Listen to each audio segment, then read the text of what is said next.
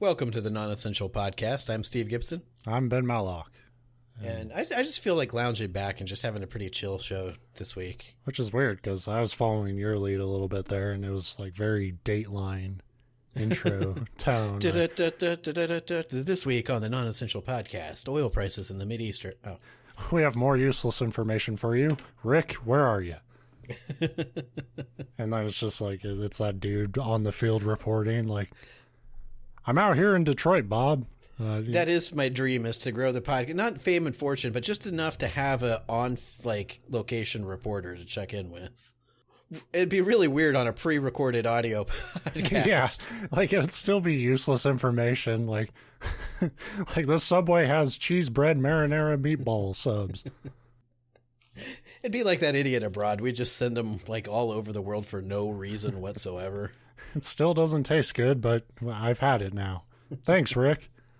Yeah, so if you haven't listened to the Non-Essential Podcast before, every week me and Steve get together and tell each other stories. Fact, fiction, blah, blah, blah. I get really tired of saying this every week. Yeah. Please just listen to the show, and you'll know what we do. I don't remember what we talked about last week. You talked about that guy who was like, he tried to walk around the world, but gave up. Yeah. Wearing a paper sack suit for like 20 feet, but then it became his thing. His man in sack suit walks around the world. But every man has a sack suit, to be fair. Yeah, and I talked about our what's his face, Unterweger, the goddamn greatest writer to ever kill like a bunch of people. The Vienna Strangler, yes. Yeah, apparently. This week, I'm gonna go way back. A little more history, a little less modern day monsters, and talk about, like, if you think historically where a lot of like our fascination with evil people sort of originated from, a lot of it points to the Roman Empire. Because they were all evil bastards. Well, they weren't all evil bastards, but like we're talking about an empire that said there were 5 good emperors, and that was their opinion on their emperors. But they had a lot more than 5. Right. So if you watch the best Russell Crowe movie, American Gangster, if you watch the best Russell Crowe movie, Gladiator, which is the Russell Crowe movie where he's just Russell Crowe beating the shit out of people, you might already know a little bit about the villain of that movie, Emperor Commodus. Now, obviously, that movie is a pretty heavily fictionalized take on the guy. As far as we know, Russell Crowe didn't actually kill him in a gladiator fight, although that investigation is still ongoing, technically. So that movie really tried to make sure, like, he was just the most, like, despicable piece of shit emperor there ever was. But they actually kind of toned him down from how really insane and cruel Commodus was. Like, that's when you know you're a bad person, is when you have to be toned down to be the main villain in a summer blockbuster. Right. Like, well, maybe they just ran out of time to convey how evil he was. But, they kind of boiled him down to, like, that typical evil emperor of, like, God, these senators, if they would just get out of my way, and man, fuck Russell Crowe. Like, that was kind of how they approached him. But today I want to kind of talk about the real Lucius Aurelius Commodus, who was born in 161 AD. And according to some, childhood preteen Commodus was just a little fucking monster of a person. Like, if anyone teased him, he wanted them cast to wild beasts. And if, like, just drawing his bath too cold could mean a death sentence for any servant. He also supposedly had high dreams of being a surgeon, so he would practice on living people while his teachers could only watch. It's worth noting, though, that a lot of these like preteen vicious bastard Commodus stories aren't particularly well sourced. So you got to kind of take it for what it's worth. Like, a lot of descriptions of early Commodus tend to be more about how naive he was, rather than like insanely cruel. And anytime there's like a shitty historical figure, there is a tendency among people to go rewrite their history as like, oh, they were evil from the day where they were born. Whether he was that fucking evil or not, actually achieving like ultimate power didn't help. So his father, the philosopher and, quote, the last of the 5 good emperors, Marcus Aurelius, appointed him co-emperor by the time he was 16 years old. The young emperor was rather simple-minded but agreeable and followed his father's lead and joined him in the Marcomannic Wars against Germanic tribes, which had been going on for several years. Marcus Aurelius died from natural causes. He wasn't strangled by Commodus, as the movie depicts. And Commodus quickly made peace with the tribe so he could go home to Rome and be fucking rich. Yeah. Which, like, I've got a mansion back here, so let's just like call it a draw. Right. He's, it was put more eloquently than that, but that was basically his whole thing, is like, well, fuck this. I have a fucking mansion back home. So at first, Commodus was a spoiled youth rather than like a straight-up dictator. Contemporary Roman writer Cassius Dio declared he was not naturally wicked, but that his cowardice made him the slave of his companions. So kind of just easily influenced, like pretty easily pushed and persuaded, and just followed everybody's lead, as long as he could kind of just do what he wanted. He kept most of his father's advisors around, and for the first 3 years of his reign, things had gone smoothly, with the benefit of the fact that they weren't stuck in some shitty mud wars with a Germanic tribe. They even say that his reign would have probably been rather uneventful if not for one assassination attempt. In 182 AD, his sister, Lucilla, organized an attempt on his life.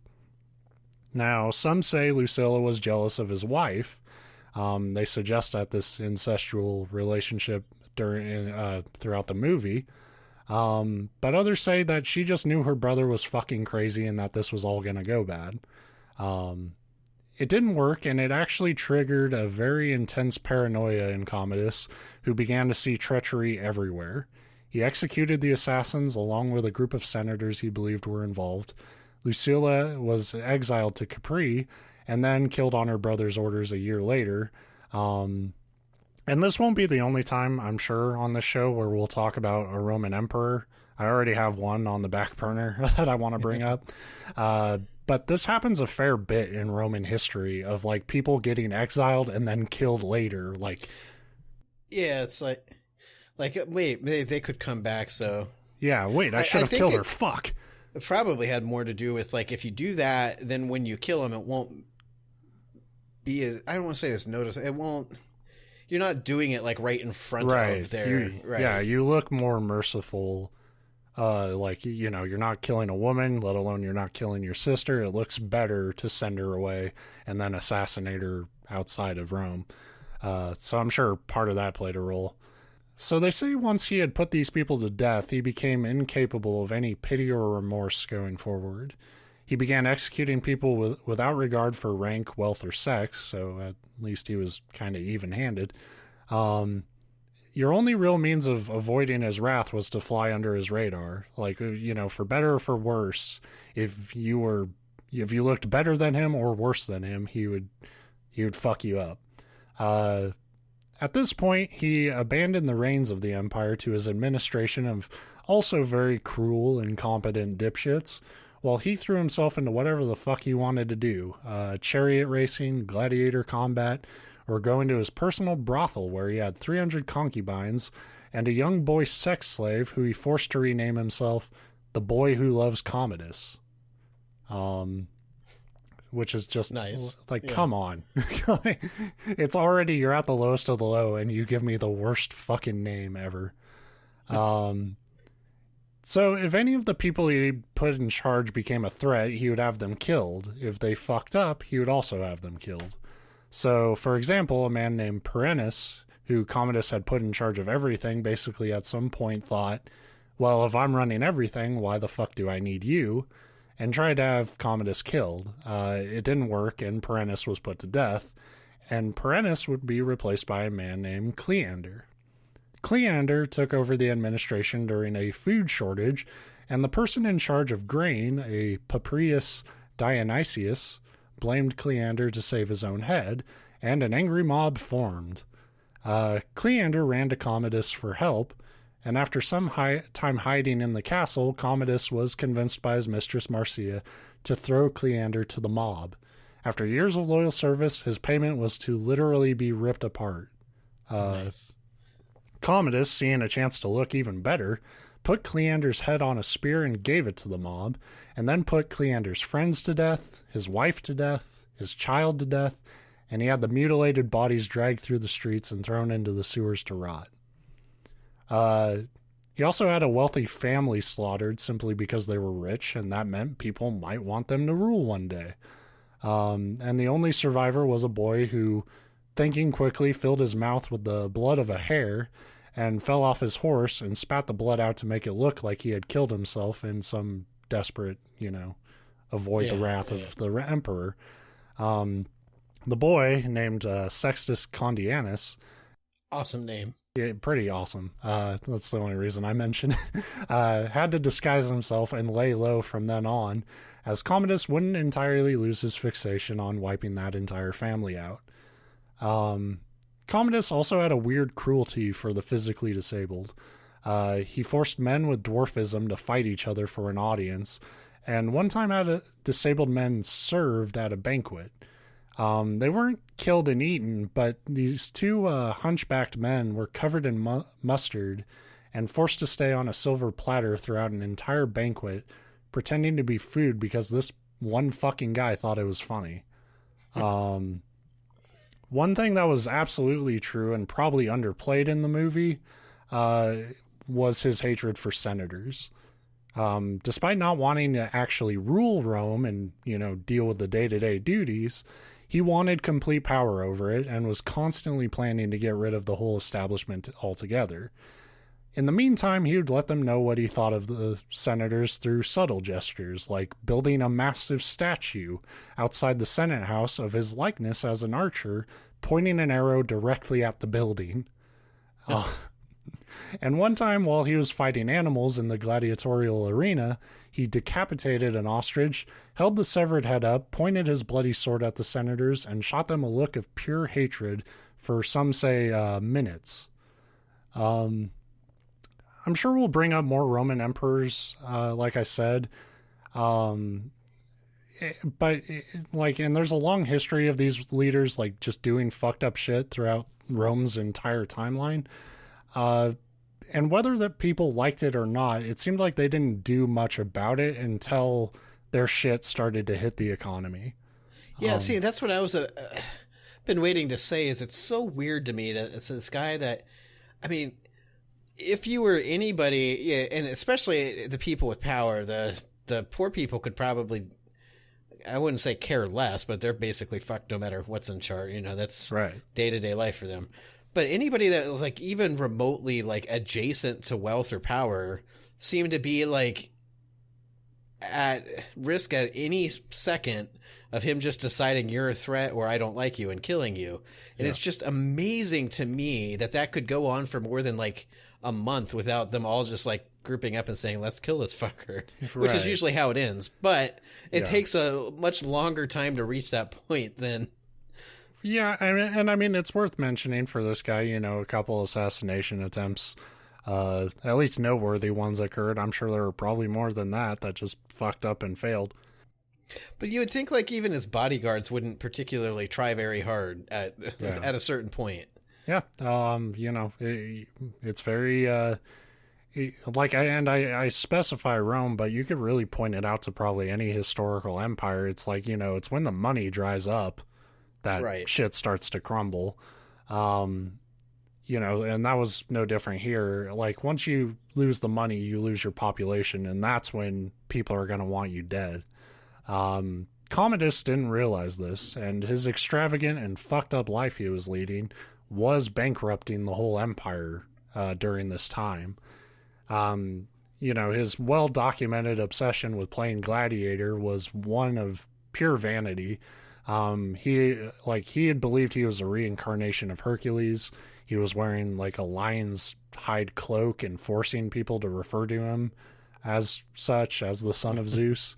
He was even having the months renamed after different epithets he had given himself, including Commodus and Hercules.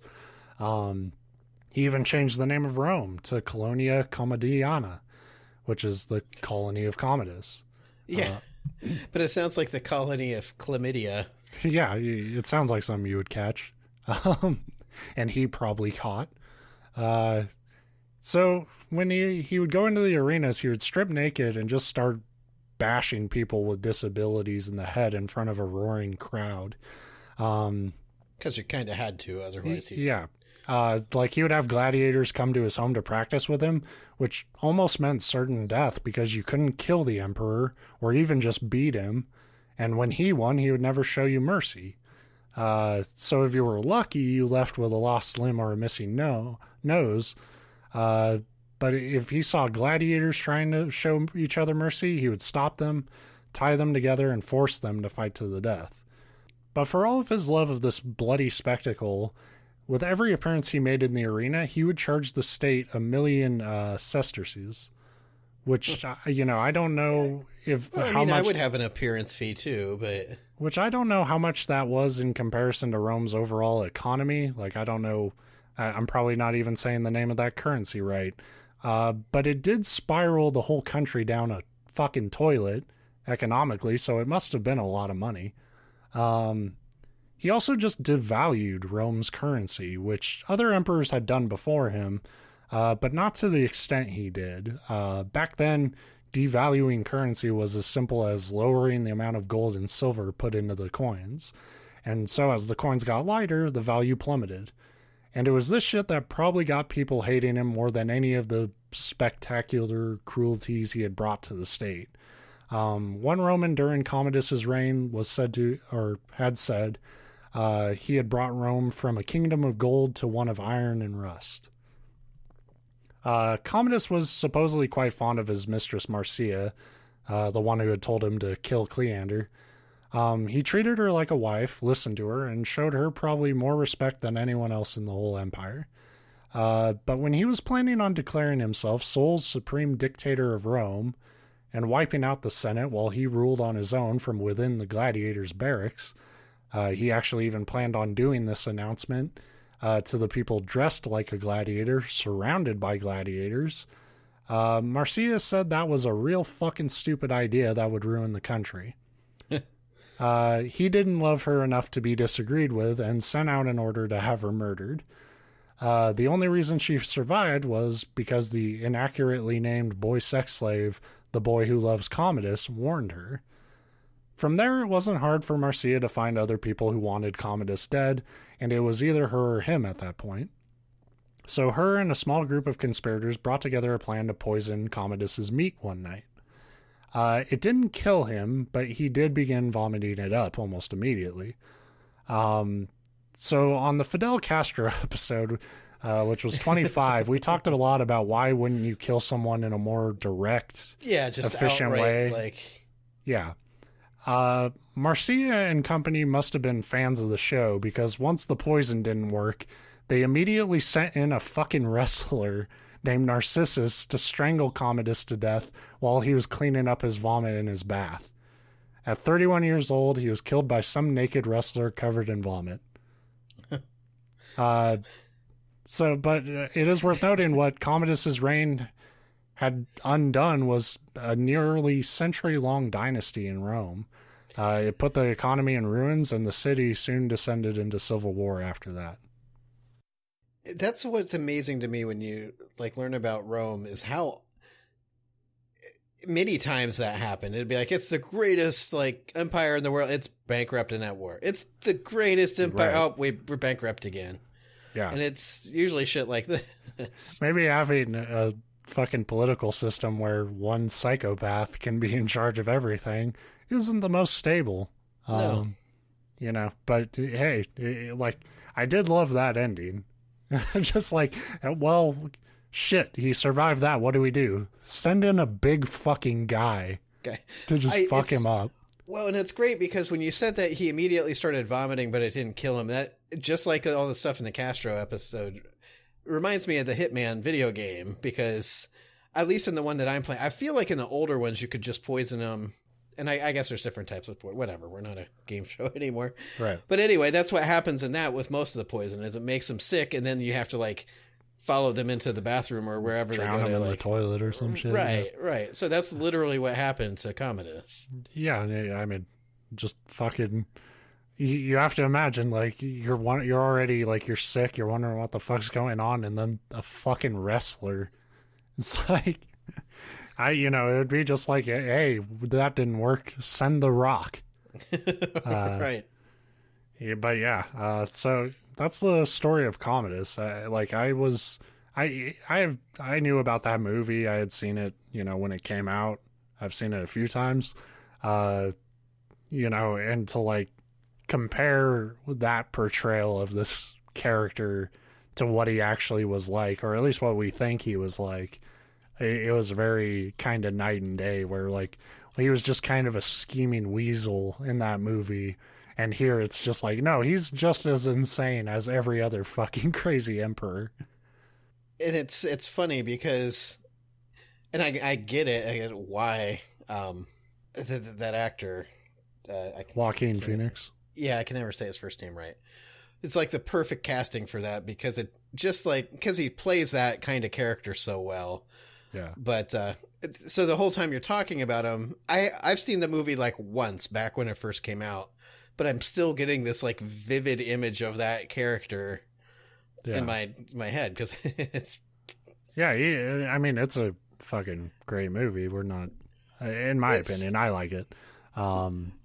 But I mean, it's one of those really long, epic historical movies, so it's kind of slow. But the performances in it are very good. And his was also really good, but definitely not. And it's not on him. It's just the way it was written.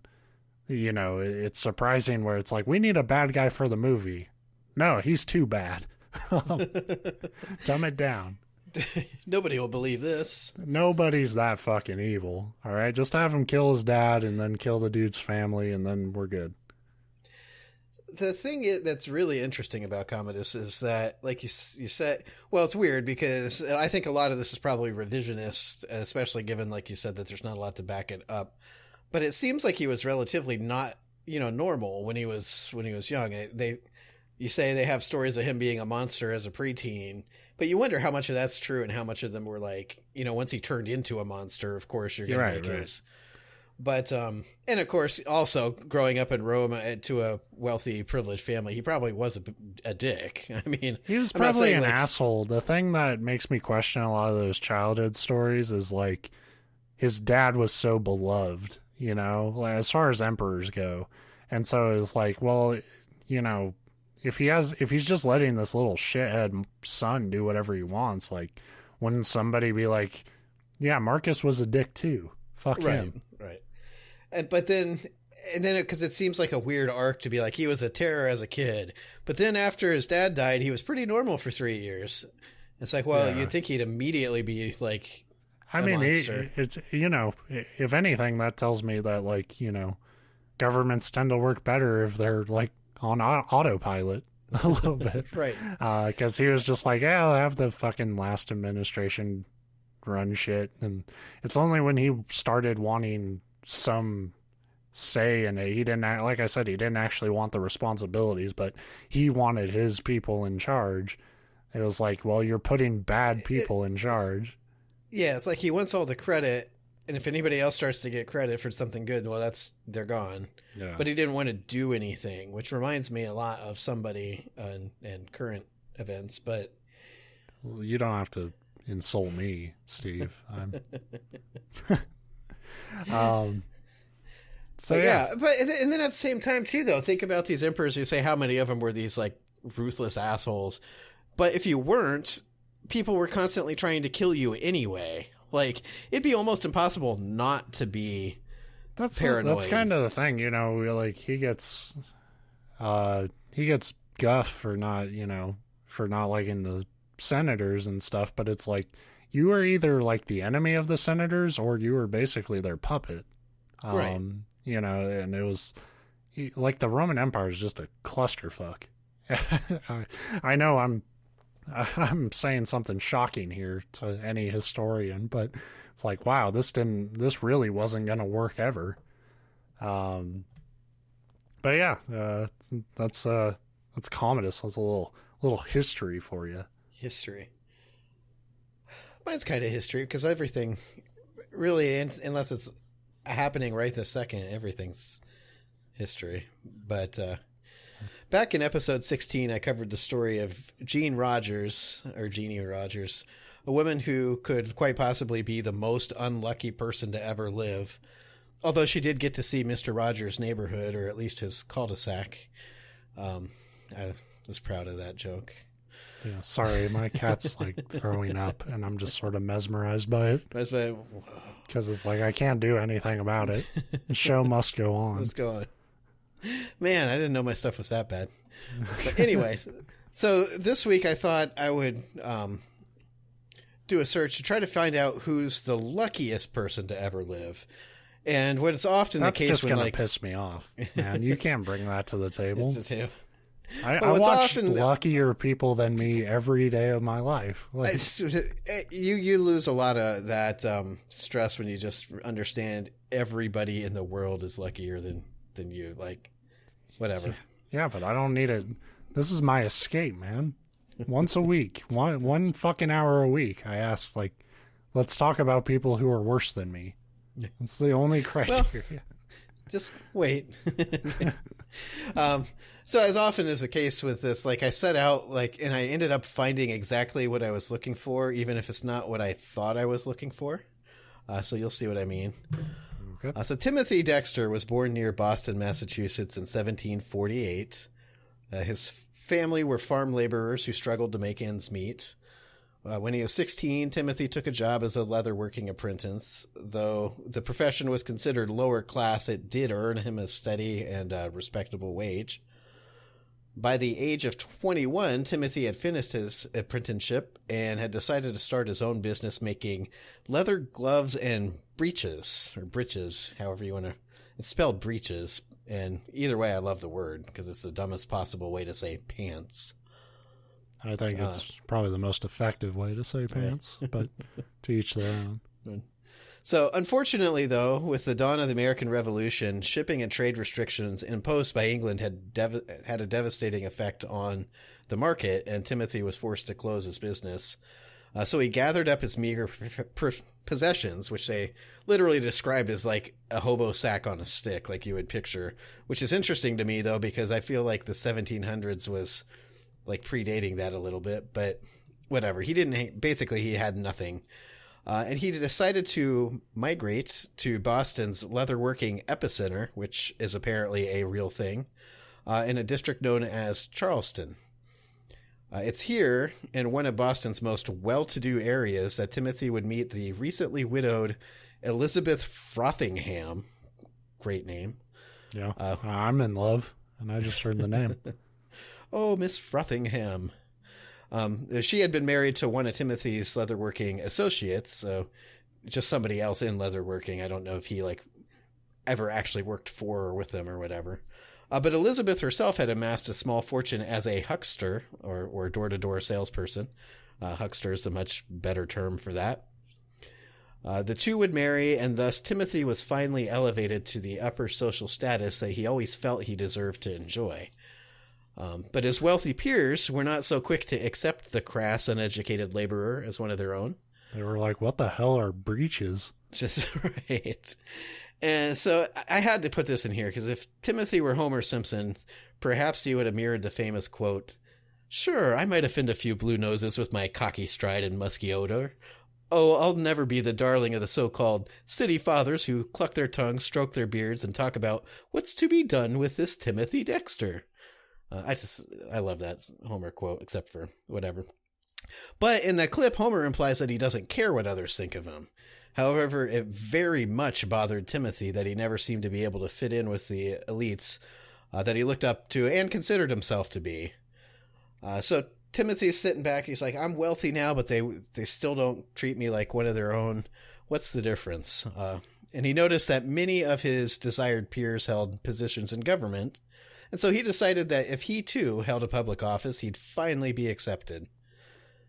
So after incessantly petitioning the nearby municipality, the city of Malden, Massachusetts, apparently got tired of dealing with him altogether. So they created a new position and awarded Timothy with the title of Informer of Deer. So, yeah, apparently it was a job that simply entailed tracking and recording the city's deer population, which would have been quite easy since the city literally hadn't had a single deer for nearly 2 decades. But if he starts padding those numbers, you start getting funds. Mayor. Continue investigating. I think I saw a deer yesterday. It could have been a dog. Could have been. Good work, Timothy. Get out of my office. I saw 10 deers killing a man. I need all resources put to my department. But that was apparently enough to placate Timothy. He was happy with just having a government position, even if to everybody else it was clearly a bullshit position that was just to get rid of him. So now that he had his government job, he set out to increase his wealth. And thanks to the weird history of the Continental Dollar and the American Revolution, he'd succeed out of sheer dumb luck. I won't go into the history of the Continental Dollar because it could probably be an own episode. But in summary, thanks to a combination of underminting followed by overminting, a general reluctance of people to even accept the currency, and then a clause in the newly ratified United States Constitution, a unique investment opportunity ended up paying off. Sell high on deer. What Continental Dollars were is at the beginning of the Revolution, they decided to make, it was really the first paper currency in America, at least. But anytime you just make up a new currency, people are going to be a bit hesitant to adopt it. I don't know what you're talking about. This show is brought to you by Bitcoin. Well, what happened is they made their Continental Dollars, but they didn't make nearly enough for them to be worth what they were supposed to be worth. So then they made a shitload more, which was too much, and then they were worth nothing again. But after the war, a lot of the soldiers and just a lot of the people in general, these dollars have been circulating, and they realized that they weren't worth shit. So people were like just in a rush to at least get what they could out of them, and they were selling their Continental Dollars for like a fraction of a percent of what they were worth, just so they would get something. Timothy, against like any common sense whatsoever, took all his money and all his wife's money, which again, she was a well-to-do person. So we're not talking like, oh, this poor person like put his $10 into this, but he took their entire savings basically and bought these people's Continental Dollars off of them. But then when the Constitution was ratified, there was a specific clause that stipulated that the dollars could be turned in for treasury bonds at a rate of 1%, which was way higher than what he paid for them. So at a time when it made absolutely no sense to do so, he basically turned his whole life savings into a shitload of more life savings. So here we have this idiot deer counter that married into wealth and then stumbled into more wealth. But despite this newfound super wealth, he was still not accepted among the city's inner circles because apparently a made-up government position and mountains of money weren't enough to overcome his boorish, uneducated behavior.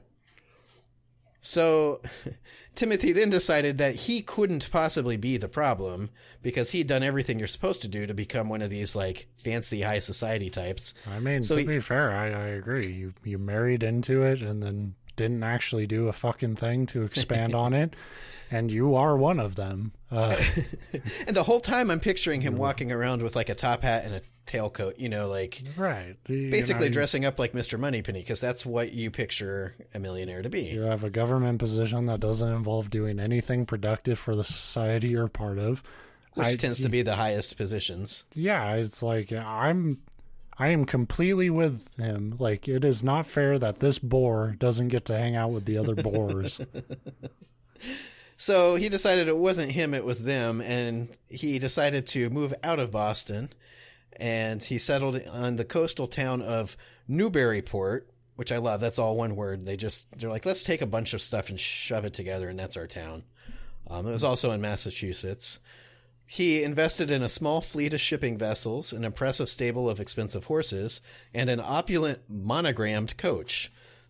Because he was a guy that wanted to show off as well. So he had to literally have this fancy, like, horse-drawn coach, but then, like, paint his name on the side.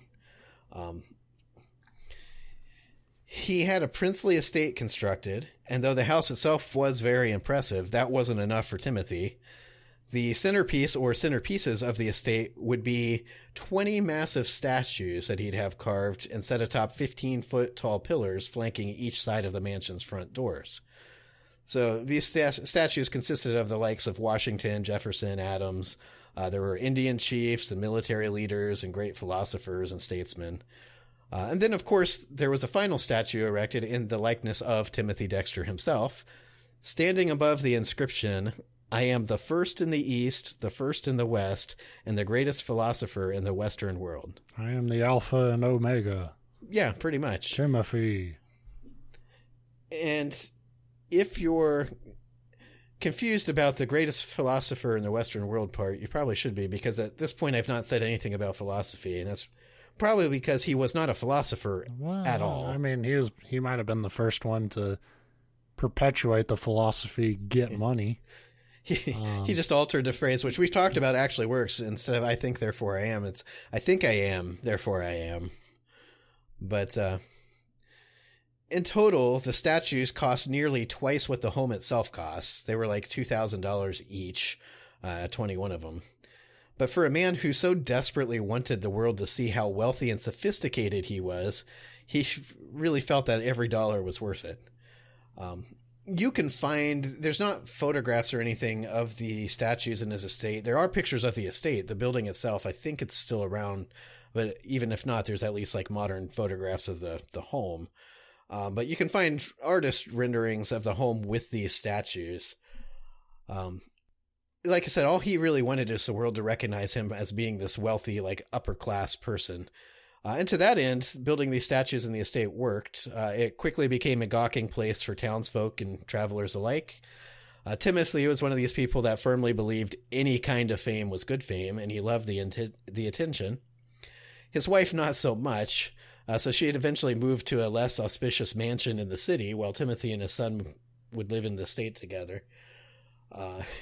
Apparently, once she moved out, the home basically became an outlandish brothel where loose women, or whatever foppish term they used back then, would be seen coming and going at all hours of the day and night, and there would be constant partying, which quickly took its toll on the home and its expensive furnishings, as they both became covered in unseemly stains, offensive to both sight and smell. Maybe this was why he didn't get accepted in certain social circles, because they just knew, like, you know.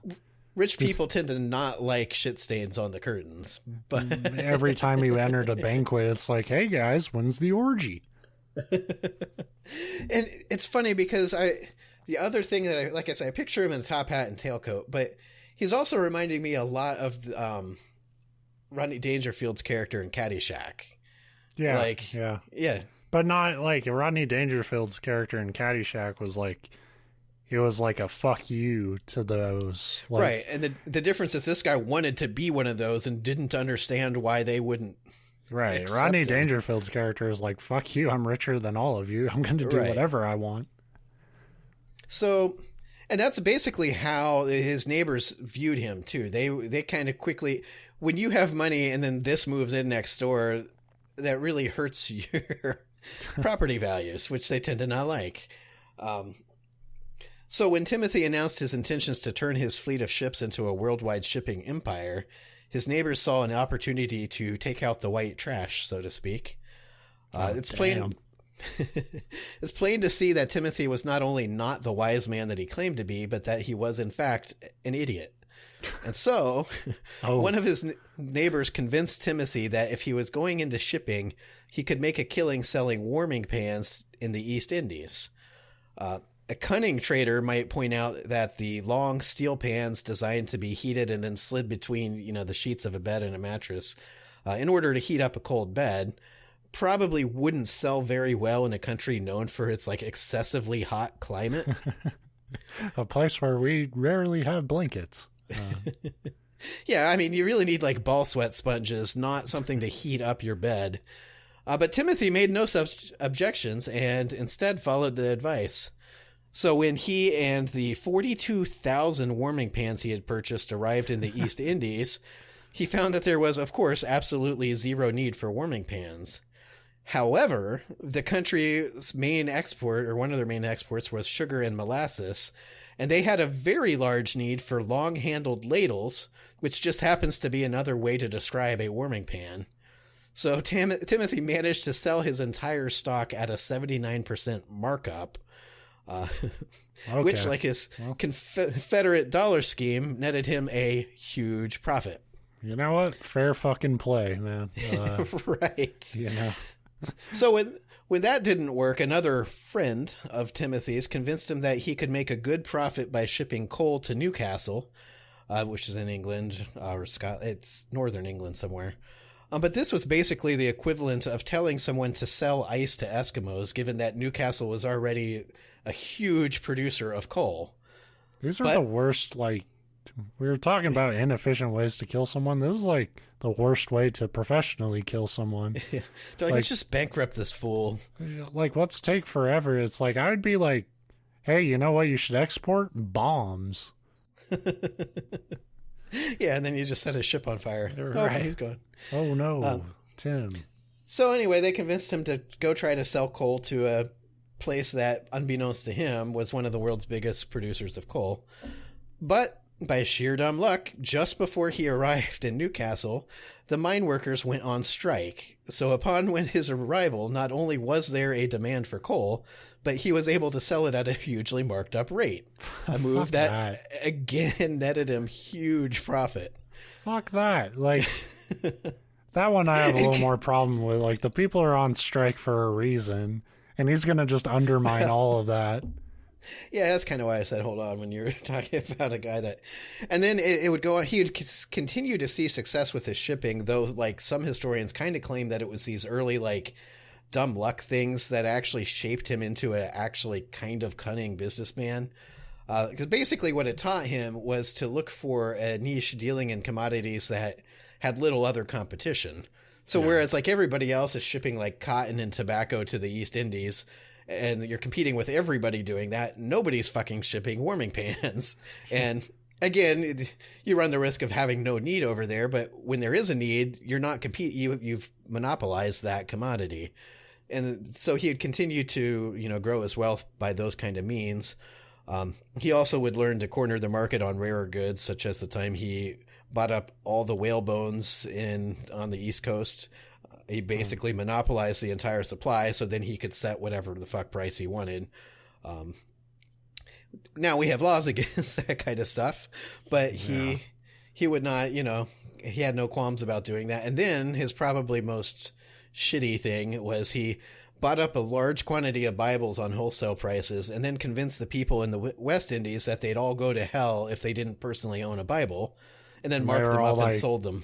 And they were all like, we can get them for free from hotel rooms. Like, fortunately, hotels had not been invented yet in the 1700s. Oh. So I wonder if they did that. I wonder when that tradition started back, of motels and shit and Bibles. And it was just one guy that left his Bible and then felt like a dick, like going back and being, he didn't want to feel like an idiot. So he's like, I did that on purpose to spread the good word. It's like, but John, now you don't have a Bible. And he's like, fuck. There's a stand-up comedian I've been a fan of for years who, one of his, earliest merchandise things since, the dot-com boom was, he would just steal those Bibles from motels and then autograph them. It's just all right. Well, nobody can get mad at you for taking a Bible, right? Because theoretically, that's what they're Yeah, he wasn't, sabotaging it or anything. It's just get your custom Motel 6 Bible. But anyway, Timothy was far from like a good businessman. He was not above doing dickish things to make money. But at least his first couple major windfalls were complete dumb fucking luck that should have never worked. And in fact, had been attempted sabotage against him, which makes me wish I was there when the neighbors are sitting there. You know, back then to travel to the East Indies and back, he would be gone for probably a year and a half or more. And so they're sitting there like, ha, yeah, got rid of him. Then he comes rolling up with just like piles of gold. And they're like, what the fuck? Somehow has like a fucking wagon with like shocks on it. It's like bobbing up and spinners. Down. Yeah. So by now, Timothy's fame was far-reaching, but he still didn't fit in with the socialites, and that still bothered him. Of course it did, because ultimately people like this will never get what they actually want. No. If you're an outsider in a clique, they're not going to... I mean, this is like the not Mean Girl, whatever I don't know all those movies. There's 1,000 of them about teen girls in high school trying to get in with the popular girls, and that's what this is. He noticed that others in the upper class all had extensive private libraries, so he bought up a ton of books to build a library of his own. But of course, he never actually read any of them. It said that he couldn't stand reading anything for longer than 10 minutes, if he could even read at all, which reminds me of another...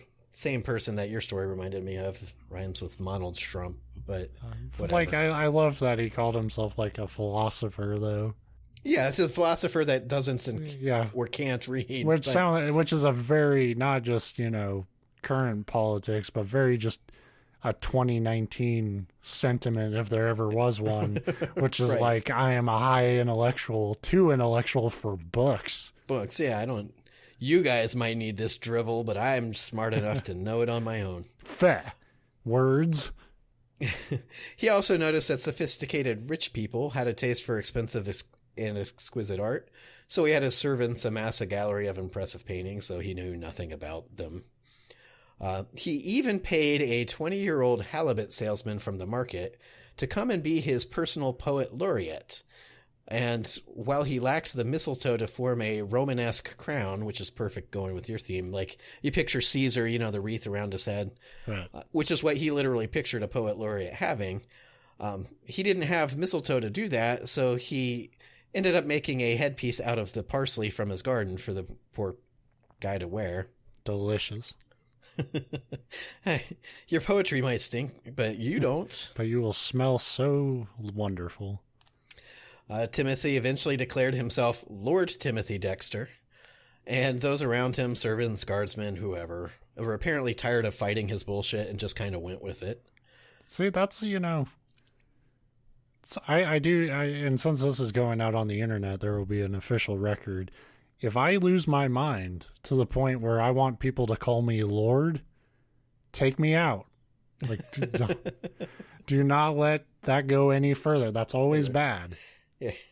Hopefully it's bad on a small scale, but it can go real fucking bad on a big scale. Don't let anyone call themselves Lord or King. Yeah, it's usually a bad sign. But still, he could tell that his peers had not accepted him for some reason. Not really. He did have a... No, they weren't. And they weren't like, come to our private events and private parties and make your fart jokes. We will laugh at them. You're right, my lord. We should have accepted you 20 years ago.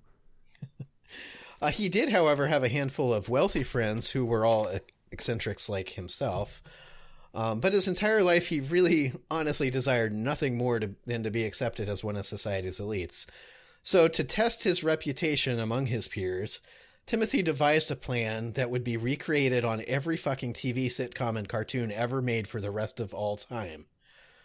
Timothy had an elaborate and fine tomb constructed in the basement of one of his summer homes, and he also commissioned a coffin that was so fine it said upon its completion, he chose to sleep in it for a number of nights leading up to his death. Of course, this would be a fake death. With his family and a few of his closest servants in on the ruse, Timothy would fake his own death and then hide under a platform at the funeral so he could watch and gauge the attendees' reactions. So on the day of the funeral, more than 3,000 people showed up for the services. His son was apparently drunk enough to put on a convincing show. His daughter, too, did a good job of looking authentically distraught, often holding her head in her hands and appearing to sob. However, he noticed that his wife Elizabeth had a complete and utter lack of emotion one way or the other, and this enraged Timothy. Even though, she was in on it, but she was apparently refusing to play along. Yeah, this is stupid. I'm not pretending you're dead. Yeah, so he wasn't mad that it's like she doesn't care that I'm dead. She knew he wasn't dead, but she just was like, I'm having none of this. She immediately began making out with another man. So pissed off that she wasn't acting along, he confronted her in the kitchen. His shouting was so loud that it drew the attention of all the other guests, who upon entering the room were quite shocked to see Timothy standing there very much alive. By God, a phantom. With not so much as a word about it at all, and basically he literally just doesn't address the situation. He just picks up a drink and begins hobnobbing with the guests in what had to be the most awkward fucking party ever thrown. That's pretty Mac, though. Just to be like, well... Yeah. Time to mingle. Say, I gotcha. Okay, this is what happened. You just act like, yeah, of course I'm here. Let's way to fucking roll with the punches. Like, that's a haymaker, and he popped right back up and was just pretended like nothing hit him. Well, if Timothy knew anything, it was that every great man should be immortalized by the memoirs that they pen. And so Timothy set out to write his, which he titled A Pickle for the Knowing Ones, or Plain Truths in a Homespun Dress. And no, nobody knows what the fuck that's supposed to mean. But yeah, I feel like men have died to probably try to figure that out. He knew that the lords of England, who had famously penned such works, would often hand their books out as gifts and just basically give them out to, because when you're wealthy and an elitist, you want everybody to know it, so you're just giving your memoirs out. And so he did the same thing with his first run of Pickle, which he, of course, paid for himself. The book itself is a masterpiece of atrocious spelling with random capitalization and literally a complete and utter lack of punctuation at all. There's not a single punctuation mark in the entire fucking book. I've always said that punctuation just wastes a reader's time. Slows people down. So. It's basically he created the world's first Reddit post is what I got out of it. The article I source, we always list our sources on our podcast webpage, and the article that I got most of this from points out that the book's inelegance was surely the result of Timothy's lack of education, but it is likely that he purposely exaggerated these errors because he had a complete distrust and contempt for anybody with college educations, because those were the ones that throughout his whole life were you're an idiot, but you're not as good as us. Their best friend, right? Yeah. It's that weird, again, this Mean Girls mentality where it's I hate you, I want to be you. Hate you, let me sit at your lunch table. Damn you! Can I stroke your hair? But in any case, the work is a bear to read. Though it did gain a large readership from those who just couldn't resist the train wreck for themselves. And in my sources, you can find this book in its entirety online. I have a link in my sources that it's a genius because it'll give you the actual word for word misspelling, and it makes me feel good about myself, and I can't spell for shit. The definitive edition. Yeah, it's there. And then there's a translated edition. I like that it needs a translator, another fucking language. Right. And we're not talking Shakespearean Old English. We're just talking a couple hundred years ago Old English, which was basically what we say now with some weird words that we don't use anymore. But I have modernized Shakespeare and millions of Russian novels, and I still don't know what the fuck Timothy was saying. Yeah, so if you're curious, and I encourage you to be, I would check it out. If you either go to the link or just search for A Pickle for the Knowing Ones, and it'll pop up, because shockingly there's no other books or movies titled that. Until I got a hold of that name. Fuck you, Tim. It's mine now, pal.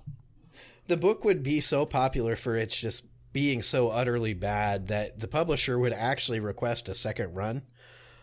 This time, Timothy added 2 pages of periods, commas, colons, etc. to the end of the book, with the instructions for the reader to salt and pepper them in as they please. So, That's so really, he's gone full Rodney pretty Dangerfield. fucking great. Right. You fucking deal with it. You know what? Fuck that. I'm on board. That is how I want to write everything from now on. If there's an error, you fix it. You fix it. Yeah. Every copy Here's of just- my book will come with a pen, so you can fucking write it in. I'm tired of using commas wrong, or apostrophes wrong, so I'll just put a bunch at the end, and you put them where you feel they belong. So, in October 1806, Lord Timothy died for real this time, from natural causes, so like influenced by a life of heavy drinking, the various diseases he'd picked up during his world travels, and so on. He's around 60 years old when he died. So they're just like the last kind of Oddly weird enough, part. what didn't kill him was a lack of punctuation. So how about we think Right. about what's really important, people? Take that, college boy. Yeah.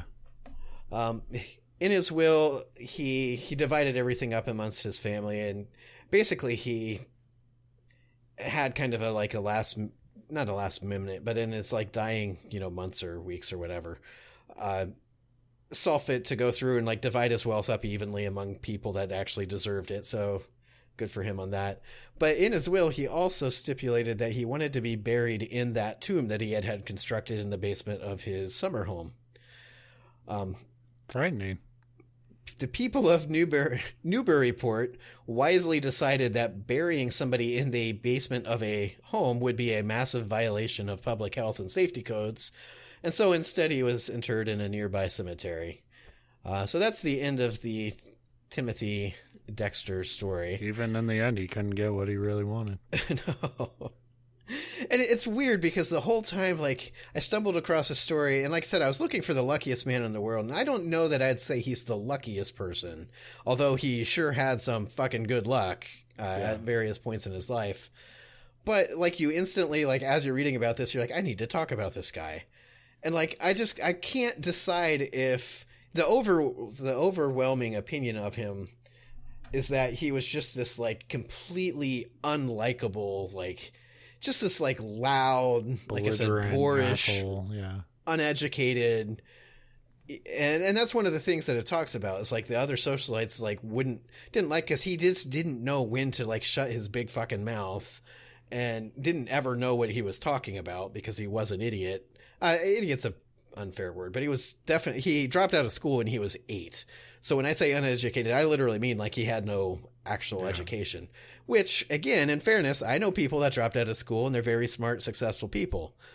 Right. He was very successful, but I'm not so much sure about the smart part. You don't have to be smart to be successful. Like, you just have to, 1, be lucky, and 2, like, tenacious about opportunities. That is not just a modern day criticism of society that goes throughout history. You can see a lot of people not qualified for their positions who fucking stumbled and tripped into them. In a way, I can't help but feel that he was something of a trailblazer, because a lot of the stories we've talked about on the show actually happen more in like the mid to late 1800s. So this is 100 years before that. And it feels like the wealthy people back then were still, I mean, and it still exists today, but they were the very exclusive, very like went to etiquette school and private like colleges, and there was just certain things you did. They knew which forks to use for the salad and which forks to use for the soup, which is none of the forks because that doesn't work very well. But in the 1800s, we've already told a lot of stories on the show about people that were utterly unlikable but rich and famous and grew like a cult-like following regardless, because by then it seemed literally all you needed was the money. And so Timothy maybe kind of blazed the way for that. He was just like ahead of his time by 100 or so years. I'd like to think if he was doing the same stuff in the 1800s, he would have been friends with a lot of these assholes that we've talked about.